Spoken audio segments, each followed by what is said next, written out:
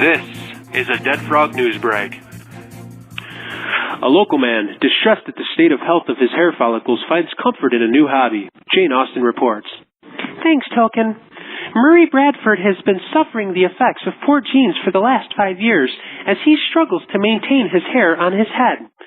The more hair he loses, the more comfortable he becomes in front of his brand new ham radio. At first, I wasn't very interested. I had a little handheld and it was fine. As I lose more hair, though, I find myself becoming interested in HF bands now. EME seems like another thing I'd be interested in trying. Maybe I could do 6-meter EME. Once the last of my hair goes, who knows? I'm very excited about trying it, though. Researchers have not been able to understand why balding men are so drawn to ham radio.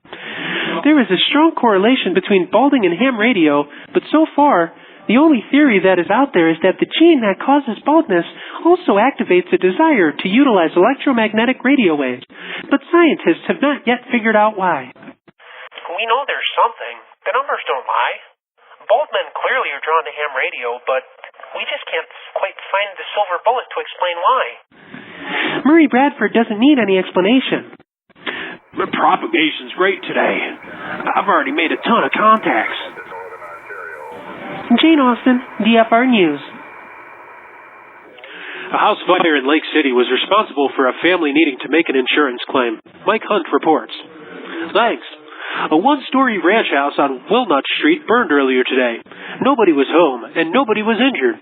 Fire marshals have no reason to suspect foul play. No accelerants or suspicious burn marks were located. It is estimated that the $93,000 home will be covered in full by the insurance company, and they are currently paying for the family to stay at a hotel. I'm not quite sure why we feel the need to cover this story. It's not like it actually has any real impact on anybody outside of the family whose house burned down. It's not like there's anything else important going on right now, like ISIS beheadings or even more people dying in Chicago or Cleveland or whatnot. No, we're just going to talk about an irrelevant fire. Hell, the fire was out before our news crew even got there. Why are we even here? It's radio news. It's not like you can see the burned-out shell of a house behind me. Is something audibly going to happen in the background to justify me just driving out here to cover a stupid house fire? Probably not. So what's the big fucking deal? What the fuck are we doing out here? I asked you, what in the fuck are we doing here? What a joke. Mike Hunt, DFR News.